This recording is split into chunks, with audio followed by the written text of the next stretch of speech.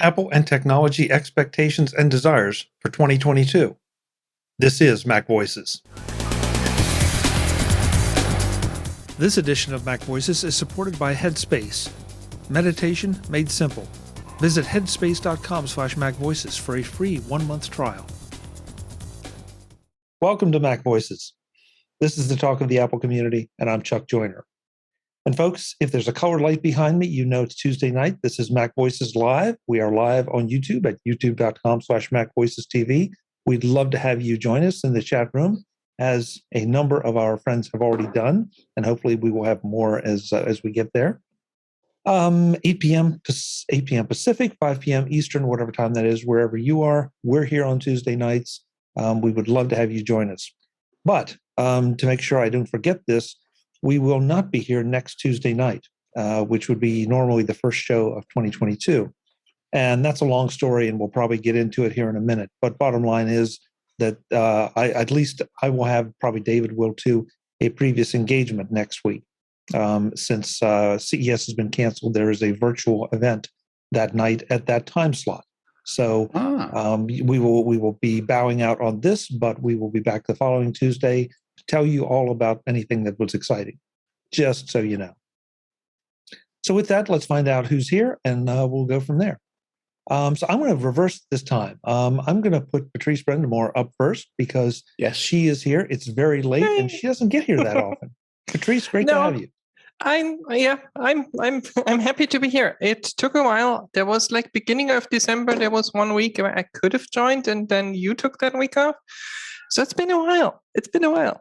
But I'm happy to be here. I mean, I've basically spent most nights this week like on streams and stuff. So that's how I spend my PTO. It's a sign of the times, Patrice, I think. No question. No, but it's great. Like I'm super happy that I wasn't even expecting the show today, so I'm super excited. Great. It's good to have you. Jeff Gamet is here. Jeff, welcome and Happy New Year. Happy New Year. And Chuck, I just love that every week your lights match your shirt. I work hard at that. It's one of the reasons why I live. Whoa! Wow. Sure about that? Okay, wow, that's sorry about that. One of the reasons. One of the reasons. That's a little one of the very bottom reasons. Wow. What about peanut butter love? Wow. One of the other reasons why I live. Okay. Yeah, I got to call them. I got to get some more. I got to get stock up for I got some just a couple days ago. Oh, what'd you get? I did the salty peanut. Oh, that's right. Yeah, and I'm the chunky guy. And do you know anybody that eats the cinnamon one? Yes.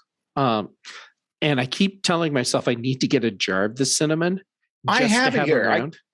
I got through like 2 spoonfuls of it, and I said, no, I can't do this. Oh, my God. I want to try that. That's my favorite one. You have to, but you just need to do it right. It's not like you're going to make a giant sandwich with it. That's true. Well, that's why I go over there with a spoon. It's like just before I get into bed, take a little spoon so I have a taste in my mouth. But it's great. It's great on waffles. It's great on waffles. Oh, definitely never thought of waffles, that. Pancakes, stuff like that. Okay, this is This Week in Peanut Butter. Wait, I have another one for you as long as they're still on the peanut butter thing. Okay. Dark chocolate. Ooh, where's this? What? Oh, yeah. You're welcome. Reese's, it's like a Reese's thing. Mm-hmm. I'll make sure with the cinnamon kick. I'll make sure there's a note in the show notes for folks. Man, you could go through a whole jar of that in one movie. Oh yeah. Yes. Oh my God, yes, you'd weigh 900 pounds. Yeah. Frank Petrie is here. He's the one that brought up the peanut butter subject. Frank, good to have you. I brought up the peanut butter and made it sound like I was sick. No. Just no, I thought when you brought up. Okay. Yeah, no. Yes, I hope all of you had a merry crim, or as the Beatles say, a happy crimble, and you got all M1s, and you also bought me some stuff, and you're going to send it. Okay. We'll leave that there. Yeah. Last but absolutely not least, Mr. David Ginsburg is back once again. He keeps putting up with us every week, folks. David, it's good to have you. I always enjoy being here, Chuck. You know that. Happy New Year. Merry Christmas. Hope everybody had a great Christmas. I got one of my gifts. I'll go this way. My Paul McCartney, the lyrics book behind me. Nice. Oh, did you get the book? I did. Ooh. It's right behind me there. How many times have you watched Get Back? Once. I watched it twice. That's a long commitment. I'm going back for a third, man. I'm loving it. But Christmas was good, and I'm happy to be here tonight. Yeah. I'm working on my first viewing of Get Back because you're right, David. That's quite it's a commitment. It's great, but it's a commitment in time. So 6 hours. Did you read? I saw an interview with Jackson. Do you know how long the rough cut went for that? Oh, long. Probably 17 hours. Knowing him, Patrice, you're close. 18 hours. Wow. And that's why I'm waiting for the Blu-ray because I want to see what his extras are going to be. Yeah. That's going to be great. So if the finished product was 16 and he had 18, or excuse 6 hours, and he had 18, that means he still has 12 hours to. And there's at least 50 hours of actual footage. They said too. Yeah. That was never, and it's weird because I've watched a lot of things on YouTube where they've been arguing. It's like, what's his name? The original director, why did Lindsay Hogg leave a lot of that stuff on the floor? He basically gravitated towards that Harrison McCartney argument and just built everything around that. Well, let's face it, though. Back at that time, think about the way that video was distributed. We didn't have the options we have now for anything near that super long form. So 1969. So I went and saw it in New Jersey. Yeah, 2 hours would have been a big released. Anyway, let's move on here to tonight's topic, and that is I've asked our panelists to think about what we want to see in 2022 and what we expect to see, and not to necessarily predict because that's just a recipe for disaster anyway. Anytime you try to predict, but I think we can talk expectations and certainly desires, and take it from there. So. David, how about if I start with you? Since we introduced Patrice first, I'll start with you. Any specific expectations or desires from your corner for 2022? And by the way, obviously we're talking Apple and Apple-related stuff. So. Right. Really think the first thing to start off as I was taking some notes to what I was going to talk about tonight is the Lightning connector. It's long overdue to go away.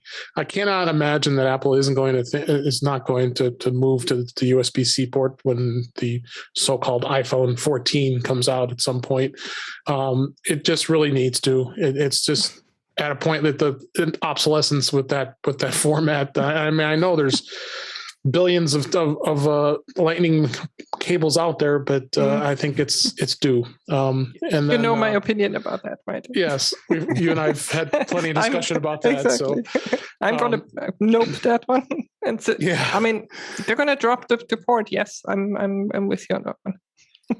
I mean, whether they do USB-C or the wireless charging right now is just not so good, and I've been using it lately at my bedside. I switched because I had got a new case, and I'm using the MagSafe charging adapter. And you got to be really right on it, but still, I think the connectors, everything else is USB-C. Why can't the iPhone be USB-C? And then the other thing I was thinking about a little bit was with the HomePod and then the ecosystem with the HomeKit itself. I come to realize that there's only 1,000 devices that are compatible with HomeKit for Apple, and I think that's crazy. Versus the A-Lady and others at Amazon, it's over 30,000 devices that are they got a long way to go in that world. And I thought, especially the fact that they're just more devices are coming on a daily basis. And, it's the first thing you look at, is it HomeKit compatible for us? Or most people who like Apple devices, and you can't use it. So, I'm not so sure I mean, I don't know where the 1,000 devices comes from, because every time I go on Amazon, I see another 15 at least that just came out. I heard estimate numbers, but they're probably not right. But I mean, there are so many Chinese manufacturers doing like everything on the market. It's crazy sometimes. I don't believe the discussion whether it's 1,000 or 30,000 is really relevant. It's like, can you get a device for anything you want? And the answer is yes. I literally just got one today. So, yeah. Okay. Oh, what'd you get? I got the Elgato Eve, the Eve Energy, like the little switch. Oh, the thermostat. Which is awesome. Oh, nice. I got the thermostat I already had, and I got the Eve Energy, which is the smart plug thingy. Yep, I have one of those. Yeah. Mm-hmm. They're really good. Yeah, they've been good. I have one of those too. Yeah, and they're now Thread compatible, which is awesome. So, I wish everybody would switch to Thread. And one more thing I'll throw in there too is with Apple Music coming out with the voice plan. I mean, come on, guys, Mm-hmm. Siri has to get better.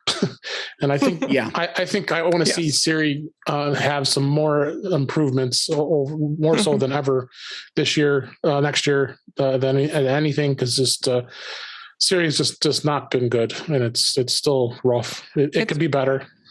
Yes, it can be better. It's improving. What I don't want is the Alexa skill problem, where there's like 3 skills that are good and everything else is kind of broken. Right. But I maintain Apple has basically not done anything with the HomePod. Mm-mm. That's what I mean, it's a great speaker, and that's it. So, David, the only thing, or Patrice, I'm not sure who I'm disagreeing with here. 30,000 devices. Disagree with me? Yeah, I don't care. I don't care. Yeah, that's the first thing, because as long as you have a good quality product X that does what I want, I don't care that there are 50 of them. The second thing, though, is that with HomeKit, at least you have a some degree of sense of security with what's going in, as opposed to the A lady or the G lady, and the fact that you're ordering your pizza with pepperoni on it is going to Beijing. I'm sorry, but that's just the way I feel about it. So if I have a situation where I have no other choice, I'll go with the A lady. I will not go with the G lady. But I'm also going to be extra sensitive about what I say in that context. But with HomeKit, I feel pretty comfortable saying or doing pretty much anything in front of it. So, yeah, the 1,000 to 30,000. I mean, it almost feels like Apple Music. How many million songs do they have? Well, I don't care how many million songs they have, as long as they have what I want. Then, and they're adding to it with that classical catalog they just bought. Yeah. Right, and that's great. That doesn't apply to me. So if there are classical music fans out there, I say wonderful. Welcome to the club. It's a great niche. But it doesn't make any difference to me. This edition of MacVoices is supported by Headspace. Headspace is meditation made simple. This is a friendly reminder that anything that costs you your mental health is too expensive. This year, it's time to invest in yourself and finally relieve your ongoing stress, anxiety, and sleeplessness. Learn how to easily improve your mental health and well-being with Headspace. We all say that we are fine when we don't really mean it. Fine isn't really an emotion, is it? How many times have you told yourself that you're fine when all you're really feeling is anger or sadness or nerves? Yesterday? This morning? Right now? Headspace is scientifically proven to help you manage your feelings and your mental health. In fact, a recent study proved that in just 2 weeks, Headspace can reduce your stress by 14%. Whether you want to relieve stress and anxiety, sleep better, or improve your focus, Headspace is your everyday dose of mindfulness for real life. Not sure about the whole meditation thing? Then try one of their mini meditations. Like me, I think you will find out that it is not like what you think meditation is like, and that it can really help. However you're feeling, try Headspace at headspace.com/MacVoices and get 1 month free of their entire mindfulness library. This is the best Headspace offer available. So go to headspace.com/MacVoices today. Headspace.com/MacVoices. Thanks to Headspace for their support of MacVoices. So, Okay, here's where I think the numbers matter. Okay. Developers and manufacturers. And if they look at there's only 1,000 products that are HomeKit compatible, and there's 30,000 that are A-Lady and G-Lady compatible, is that going to be something that causes manufacturers that otherwise would support HomeKit to not do so? Or And if the answer is yes, okay, then it's a problem. If the answer is no, then who cares how many we have, as long as everything you need or want is actually available. The other place where, or no, the other thing that I wanted to touch on, Chuck, you mentioned you go HomeKit first, and then your fallback is A-Lady if that's your only choice. And it's because of privacy and security. A lot of the devices you're buying that are HomeKit compatible are also A-Lady and G-Lady compatible, which means that chip that's doing exactly what you don't want is already there. It just, what it means is that Apple isn't siphoning off the data, but from a security standpoint, someone that wants to exploit a security flaw in that device can, because that chip is there regardless. Yeah, but I mean, that is something that Thread is actually solving. And it's also solving the number of devices because it's making more devices compatible. And I mean, since Google and Amazon and Apple are in it, that solves it. I'll be right back. I got some devices to unplug, apparently. They know that already. They turn themselves Chuck, off. You need to unplug everything that doesn't say Eve. Yeah. Yeah, pretty much. I mean, there's like one company that I've bought some stuff from, Miros, I think is the company's name. Yeah, I have their plugs right here. Yeah, they like every product they bring out, they have a HomeKit version and they have an Amazon version, and they usually also have a Google version. They just don't care. Like they're like, yeah, this one just says HomeKit, just a smart plug. Yeah, and as I said, the exact same device they sell for Amazon and the exact same device they sell for Google. They just put a different chip in it, and that's it. And I think the price is more or less the same. Even. So at the end of the day, just you have to really pay attention to what you're buying, and the idea that it's compatible with 1, 2, or all 3 of the smart devices. Well, that's wonderful, but as Jeff said, you may be sacrificing some things in that regard. So I want to start the chat room off right. Brad's hung up on the USB-C thing. He asks, is the USB-C jack watertight? Because the iPhone overall has to maintain an IP67 rating. So it can be. Yeah, it can be. I mean, there are enough Android devices that have it that I don't think it's a problem. Right. And how much internal space does the USB-C jack need versus the Lightning jack? Not much. It's a negligible difference. Right. Yeah. Right. Nothing Apple couldn't design around. Right. Because it's like the SIM argument they're having. Yeah, and Brad says sort of what we've been talking about is it should support faster syncing and faster charging and more connected devices if the battery can support it. And certainly the battery life I'm seeing on my iPhone 13 could definitely support it, even if it sucks up a lot more battery juice. So battery life is amazing on the Macs. Yeah. Now, interesting set, David. And well, Brad, since Brad, I'm giving you the floor right now. Can Siri improve with the same security? And that's a question. But on the other hand, if what Jeff said is accurate, which I know it is, then you can secure Siri as much as you want. But unless you're buying something that is Siri only or HomeKit only, it almost is a wash. Apple has proven with the combination of the hardware when they have special chips in it these days, like the Neural Engine and so on, and the software, that they can totally design something that works, that is secure and that works on device. The only thing that they haven't shown so far, honestly, is my opinion, is that they can focus on it. Like they seem to do a little bit, and then it lingers for a while, and do a little bit more. They haven't like others have done. They haven't really focused on it. They do tend to see a lot of sparkledees and squirrels, and and get distracted. Yep. Little sparkly whizzy things. It unfortunately feels that way. Yeah. Jim Ray has joined us, apparently from the North Pole. It looks like. Santa is here. Jim, welcome. It's good to have you. Are you cold? Yeah. It's yeah. I've been out and it's 54, which is cold for me. Oh, geez. That sounds like a really nice snow spring I just day. got here. I knew you were going to all say, Yeah, that's a real shame there, Jim. Yeah.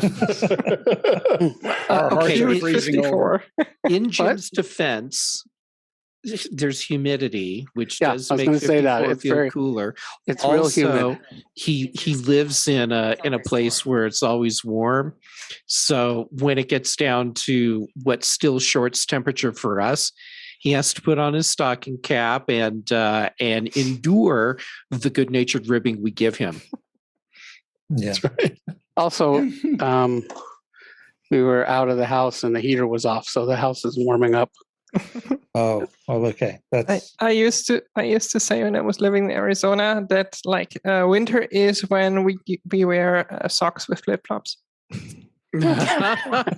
That's good. Yeah.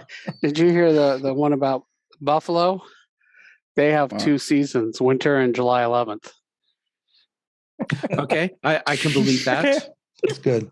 That's Sounds about good. right. Yeah. Brad in the chat room has a message for you, Jim. He says, "Set fire to a PC for warmth."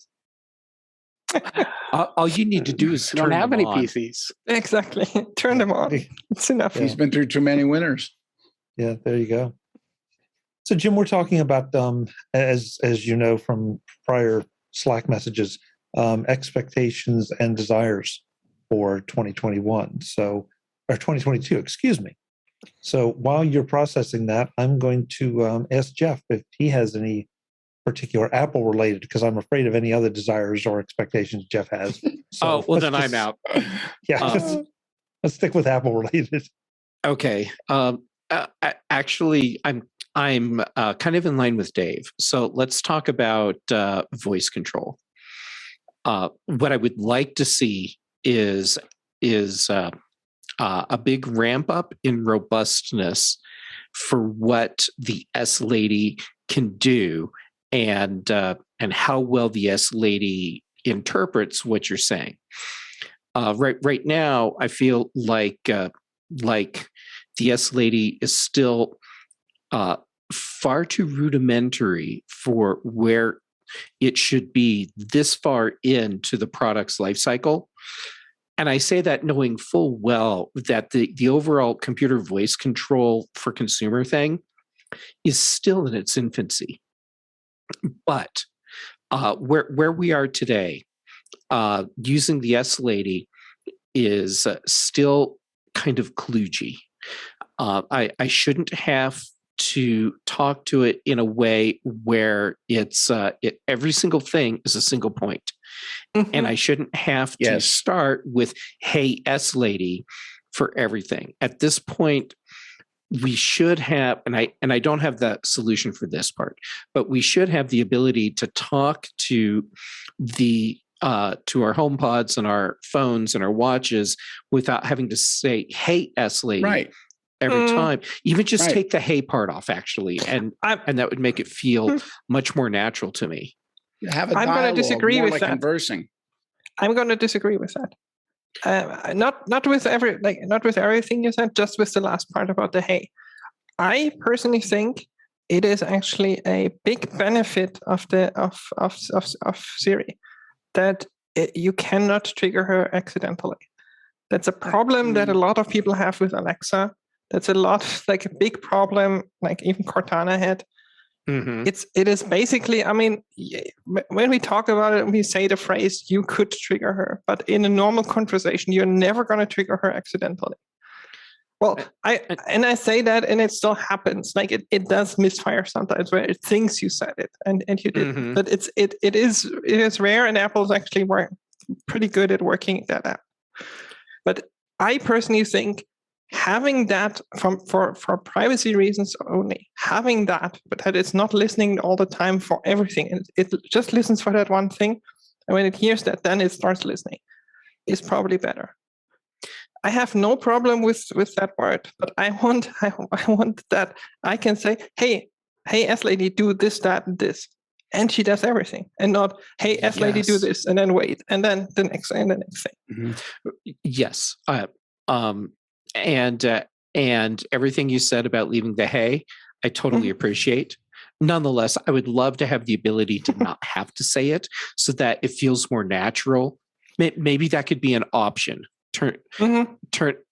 Disable it, and then Apple even gives you a little warning. Hey, this might make it a little less secure. Yeah. Do you really want to do that? But still, the rest of it, man. If Apple could take the way that we speak to the S lady and turn it into something where it does feel more conversational, where it doesn't have to be single points for each thing. Yeah, because there's no reason why we can't have that at this point, because it's already parsing some pretty complex things that we're saying. So why not let me say, hey, S lady, turn on the living room lights. I want them to be 50% and blue. So and then it just happens. The MacVoices Live panel returns in the second part of our MacVoices Live conversation about Apple expectations and desires for 2022. This was our last show of 2021, and as such, it turned into a much deeper, much longer discussion than anticipated. So you're going to see this released in several parts, making it easier for you to enjoy and to benefit from. Next time around, we continue and get even deeper into a discussion about Siri and voice assistants, what they can do and can't do, should and shouldn't do, and why. That's all next time on MacVoices. I hope you'll join me. Until then, and as always, I'm Chuck Joyner. Thanks for watching. Visit MacVoices.com for show notes and to connect with Chuck on social media. Get involved in our Facebook group or like our Facebook page, and get more out of your Apple tech with MacVoices Magazine, free on Flipboard and on the web. And if you find value in it all, consider supporting us through either our Patreon campaign at patreon.com/MacVoices or by making a one-time donation via the PayPal link on our front page and in the show notes of each episode. You will join these fine people who help bring you MacVoices.